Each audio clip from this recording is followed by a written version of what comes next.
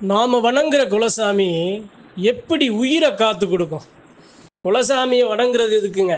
குலதெய்வம் குடும்பத்தை காக்கணும், நல்ல மகிழ்ச்சியா வளர்ச்சியா ஆரோக்கியத்தை கொடுக்கணும் அப்படிங்கிறது தான். அப்படி வணங்குற ஒரு குலசாமி அவங்க கும்புல இருக்க ஒரு உயிரை எப்படி காத்து கொடுத்துச்சு அப்படிங்கிற ஒரு உண்மையான சம்பவம் தான். ஒரு சில நிகழ்வுகளை உண்மையான சம்பவங்களை எடுத்து சொல்லும்போது தான் அந்த குலதெய்வத்தோட அருமை வெறுமைகளை அந்த குலமக்க தெரிஞ்சுக்க முடியும். அதனால இந்த ஒரு உண்மை சம்பவத்தை அறிவு நண்பர்கள்ட்ட பகிர்ந்து கொள்ள ஆசைப்படுறேன். சரி, எப்படி உயிரை காக்கும்? எமனே வந்தாலும் குறுக்க தடுத்து என் பிள்ளைய, ஏப்பா இந்த நிலையில நீ இப்படி காவு வாங்க நீ நிக்கிற, என் பிள்ளைக்கு இன்னும் காலம் கிடக்குடா, நீ போய் வா அப்படின்னு சொல்லி மக்களை காத்து நிற்கிற குலசாமி மத்தியில ஒரு உண்மையான எல்லையில் நடந்த ஒரு சத்தியமான விஷயம். சரிங்க, அவங்க என்ன பண்றாங்க? வருஷத்துக்கு ஒரு தடவை குலசாமியை போய் பார்க்கணும், குலசாமியை கும்பிட்டு வரணும் அப்படின்னு குழந்தை குட்டியோட கிளம்பி போறாங்க தன்னுடைய சொந்த பந்தங்களுக்குள்ள. அப்ப என்ன பண்றாரு அந்த வீட்டோட தலைவர், எதுக்கப்பா சாமி மேல நம்பிக்கை இல்லாம எப்படி, நான் எதுக்கு, நீங்க போயிட்டு வாங்க, நான் வரல அப்படிங்கிற மாதிரி அவர் சொல்லி அவங்கள அனுப்பிச்சிடுறாரு.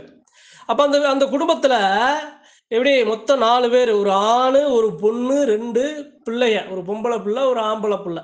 சரி, என்ன பண்றாங்க, சரி நம்ம வீட்டுக்காரர் வரல, ஆனா நம்ம குலசாமியை நாம நாம வீட்டுல ஒரு ஆளாவது நம்ம போய் கும்பிட்டு வந்துடணும் அப்படின்னு குடும்பத்தோட கிளம்பி போறாங்க.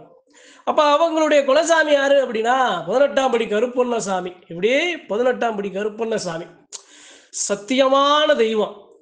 அப்ப அந்த தெய்வத்தை வணங்க அந்த எல்லைக்கு போகும்போது அந்த எல்லை, அந்த தெய்வம் அவங்களுக்கு குலசாமியா இருந்தாலும் இருக்கிற பொது சனங்களும் அந்த இடத்துல அவரை வணங்கி போற ஒரு மிகப்பெரிய ஆற்றலா சக்தியா அந்த இடத்துல விளங்குறாரு. ஒரு பெரிய மலை அடிவாரம் அந்த இடத்துல 18 படியோட ஒய்யாரமா சிங்காரமா ரொம்ப ஜெகஜோதியா வீற்றிருக்கிறார்.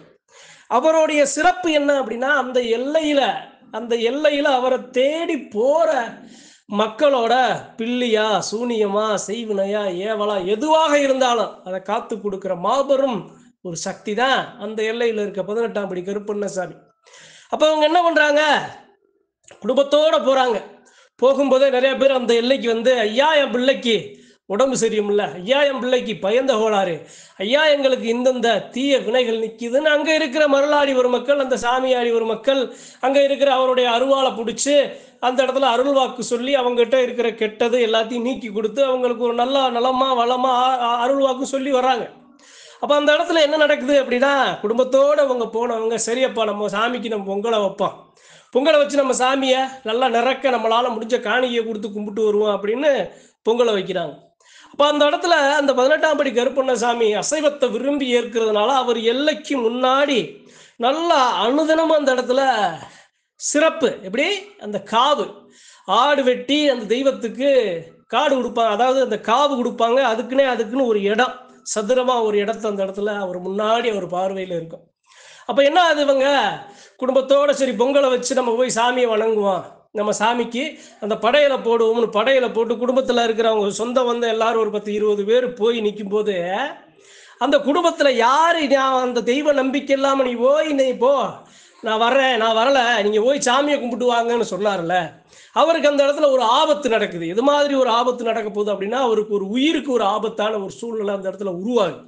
அப்போ அங்கே இருக்கிற அந்த 18ஆம் படி கருப்பண்ணசாமி அதிலிருந்து அவரை எப்படி காத்து கொடுக்குறாரு அப்படிங்கிறத நேக் அவுட்டாக அந்த இடத்துல ஒரு ஒரு நிகழ்வு நடக்குது. எப்படி நடக்குது அப்படின்னா, அந்த சதுரமான அந்த தெய்வத்துக்கு காவு கொடுக்குற அந்த பலி பீடம்னு சொல்லுவாங்க, அந்த இடத்துல என்ன ஆகுது அப்படின்னா, அவருடைய அந்த பிள்ளை, ஒரு ஆண் பிள்ளை, ஒரு சின்ன பிள்ளை என்ன ஆகுது அப்படின்னா, அதாவது இந்த காவு கொடுக்குற இடத்துல அது நம்ம கால் படக்கூடாது, அந்த தெய்வத்தோட அந்த இடத்துக்குள்ள நாம குறுக்க மறுக்க போகக்கூடாது அப்படிங்கிறதுனால நல்லா சாம்பலை போட்டு அந்த இடத்துல சாம்பிராணியை போட்டு அந்த தெய்வத்துக்கு மணக்க மணக்க பாதுகாப்பாக அந்த இடத்துல வச்சிருப்பாங்க. யாரையும் அந்த இடத்துல உள்ள விட மாட்டாங்க.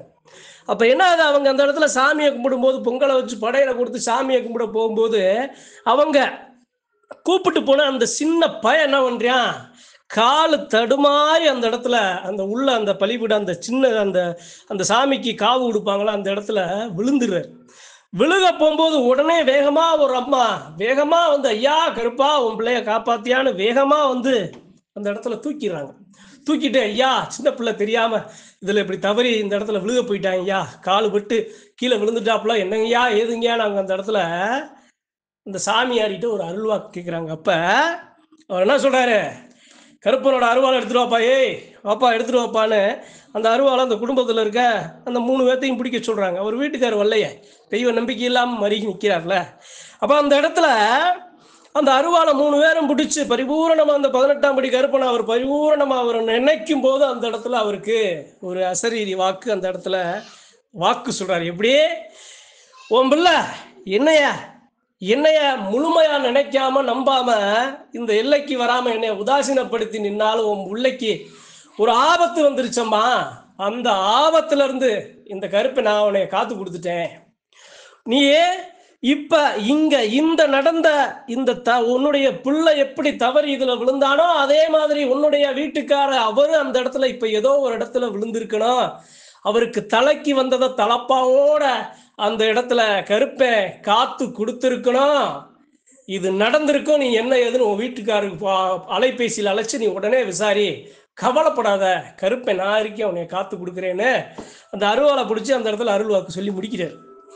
முடிச்ச உடனே அந்த இடத்துல விபூதி எடுத்து அந்த சின்ன பையன் 3 பேருக்கு நல்லா பூசி, கலங்காதத்தா, சாமி இது மாதிரி உனக்கு வாக்கு சொல்லியிருக்கு, உன் வீட்டுக்காருக்கு ஏதோ ஒரு ஆபத்து வந்திருக்குமோ அப்படிங்கிற அச்சமா எனக்கு இருக்கு. சாமி சொன்னபடி நீயே உன் வீட்டுக்கார கொஞ்சம் பாதுகாப்பா கொஞ்சம் கவனமா நீ பார்த்துக்க, எங்க போனாலும் போய் வர்ற இடத்துல கொஞ்சம் கவனமா இருக்க சொல்லுன்னு அந்த இடத்துல அருள்வாக்கு சொல்லி முடிச்சு அடுத்து 10 நிமிஷம் கழிச்சு அந்த அம்மாவுக்கு அலைபேசி வருது. எப்படி அலைபேசி வருது, அவருடைய வீட்டுக்கார அழைக்கிறாரு. எப்படி அழைக்கிறாரு, என்னம்மா எங்க இருக்க, நான் இது மாதிரி வேலைக்கு போன இடத்துல வண்டியில போய் தவறி நான் கீழே விழுந்துட்டேன், என் கை கால் மூஞ்சி எல்லாம் செரைஞ்சு நான் மருத்துவமனையில் அரசாங்க மருத்துவமனையில் நான் படுத்திருக்கேன், நீ எப்போ வருவ, என் பக்கத்துல யாருமே இல்லை அப்படின்னு அவர் சொன்ன உடனே அந்த அம்மாவுக்கு பயம். இப்பத்தானே நம்ம அந்த 18ஆம் படி கருப்பேன்ட்ட நம்ம அருள்வாக்கு கேட்டோம், அவரு ஏதோ ஒரு தவறு நடக்க போகுதுன்னு சொன்னாரு, ஆனா நடந்துருச்சே அப்படின்னு மனசு பதறி போய் என்னங்க என்ன ஆச்சு, ஏன் அவருக்கு அதை சொல்றாரு, பயப்படாத, நான் வண்டியில போகும்போது வேலைக்கு போற ஒரு பொருளை தூக்கிட்டு போகும்போது வண்டி தடுமாறி நான் கீழே விழுந்துட்டேன், கீழே விழுந்தா பக்கத்துல ஒரு பெரிய பள்ளம், அந்த பள்ளத்துல நான் விழுந்திருந்தா இந்நேரம் என்னுடைய உசுருக்கே ஆபத்தாயிரும், ஆனா அந்த நேரத்துல அங்கன பக்கத்துல வந்த ஒரு குடும்பத்தோட ஒரு புருஷனும் பொண்டாட்டி வந்து வேகமா வந்து என் வண்டிய என்னைய பிடிச்சி இந்த பக்கம் தூக்கி என்னை இந்த பக்கம் இழுத்துட்டாங்க, அதனால என் உயிருக்கு அந்த இடத்துல பாதகம் இல்லை, நான் நல்லா இருக்கேன், கை கால் மட்டும் செரைஞ்சு மருத்துவமனையில் இருக்கேன், நீ வேகமா வீட்டுக்கு வா அப்படின்னு அந்த அவர் சொல்றாரு அந்த அந்த பிள்ளைட்ட. அப்ப அவர் என்ன பண்ண, அந்த பிள்ளை என்ன பண்ணுது, வேகமா ஓடி வந்து எந்த சாமி அருள்வாக்கு சொன்னாரோ, ஐயா நீங்க சொன்னீங்க, இப்பத்தான் சொன்னீங்க உன் வீட்டுக்காருக்கு ஏதோ ஒரு ஆபத்து வரப்போகுது, போய் வர்ற இடத்துல கவனமா இருக்கணும்னு சொல்ல சொன்னீங்க, இப்ப அலைபேசியில அழைப்பு வந்துச்சுங்க ஐயா, என் வீட்டுக்காரர் இது மாதிரி கீழே விழுந்துட்டாராம், ஆனா உயிருக்கு எந்த பாதகம் இல்லையா, ஆனா கை கால் செரைஞ்சு மருத்துவமனையில இருக்காருன்னு சொல்லி கண்ணீர் விட்டு அழுகுது. அதுக்கு அவர் சொல்றாரு, ஏத்தா நீ ஏத்தா கலங்குற, நான் தான் கருப்பேன், நான் போய் உன்னைய காத்து கொடுத்துட்டேனே, எந்த நேரத்துல எந்த உன் பிள்ளை எப்படி இதுல தடுமாறி விழுந்து அந்த அந்த இடத்துல அந்த கருப்பனோட பார்வை பட்டுச்சோ அந்த நேரத்திலேயே உன்னுடைய கணவனுக்கு நடந்த ஆபத்துல இருந்து உன்னைய காத்து கொடுத்துனத்தா, காத்து கொடுத்துட்டேனே, நீ ஏன் கவலைப்படுற, உன் உசுரை நான் காத்துட்டேனத்தா, கவலைப்படாத, ஓ வீட்டுக்காருக்கு ஒன்றும் ஆகாது, அடுத்த முறை வரும்போது உன் வீட்டுக்காரனை நீ கூப்பிட்டு வந்து இந்த எல்லையில பரிபூரணமா ஒரு 21 உக்கியம் போட்டு மன்னிப்பு கேட்ட, ஐயா உன்னை நான் மலையம்பிட்டு சாமி என்னை காத்து வர்ற சாமியை நான் நம்பாம விட்டுட்டேன் அப்படின்னு ஒரு மன்னிப்பை கேட்டு இந்த எல்லையில அவரால் முடிஞ்சது ஏதாவது ஒன்று செஞ்சுட்டு போக சொல்லுத்தா, கவலைப்படாத, கலங்காத, கருப்பே உன் கூட இருக்காரு, உன் பிள்ளைக்கு அங்க நடந்த விஷயத்தான் இங்க காட்டி கொடுத்துருக்காரு, உன் பிள்ளை எப்படி தடுமாறி விழுந்துச்சோ அதை எப்படி ஒரு அம்மா அந்த இடத்துல போய் காத்து கொடுத்துச்சோ அதே மாதிரி தடுமாறி விழுந்த உன்னுடைய வீட்டுக்காரர கருப்பன் போய் அந்த இடத்துல காத்து நின்றுட்டாருத்தா, கவலைப்படாத, கருப்பனோட அருள் பரிபூரணமா இருக்கு, உன் புருஷன் இந்த கருப்பனை முழுமனதான் நம்பலாட்டினாலும் அவருடைய அந்த வாகனம் அவருடைய பிள்ளைய அவருடைய குடும்பத்தை அவர் நாளும் காத்து நிற்பாருத்தா, அதுக்கு தான் இது சாட்சி, அதுக்கு தான் இது வந்து ஒரு அழகான ஒரு நிகழ்வு நடந்திருக்கு, நீ கவலைப்படாத, கவலைப்படாத, நல்லபடியா போய் உன் வீட்டுக்காரரை பாரு. அடுத்த வருஷம் வரும்போது உன் வீட்டுக்காரரை கூப்பிட்டு குடும்பத்தோட வந்து அவருக்கு ஒரு நல்ல ஒரு அபராத காணிக்கையை கூட கட்டி நல்லா அவரை வணங்கிட்டு போத்தா. காலத்துக்கும் காத்து நிப்பாரு, கலங்காதுன்னு மறுபடியும் சொல்றாரு. அந்த அம்மா கண்ணீரோட, ஐயா நன்றி, என் புருஷனை நீ காத்து கொடுத்துட்டேன்னு சாஸ்தாங்கமா குடும்பத்தோட அந்த இடத்துல விழுந்து அந்த கருப்பேன்ட்ட, என்னை மன்னிச்சுக்க, எங்க குடும்பத்தை மன்னிச்சுக்க, நான் இருந்தாலும் என்னை காத்து கொடுத்துட்டேன், அடுத்த வட்டம் வரும்போது என்னால முடிஞ்சதை உனக்கு நான் செய்யறேன் அப்படின்னு பரிபூர்ணமா ஒரு கோரிக்கையை வச்சுட்டு அந்த அம்மா திரும்பி வருது. அதாவது அந்த இடத்துல ரெண்டு விஷயத்த புரிஞ்சுக்கணும். முதல் விஷயம் என்ன அப்படின்னா, ஏதோ ஒரு ஆபத்து நடக்குது உன் குடும்பத்துல அப்படின்னு காட்டி கொடுக்கறதுக்கு அறிகுறியா என்ன நடந்துச்சு அப்படின்னா, அவர் அந்த அந்த அந்த குடும்பத்துல இருக்க அந்த சின்ன பிள்ளை அந்த பலிபீடத்துல தவறி கீழே விழுந்தது.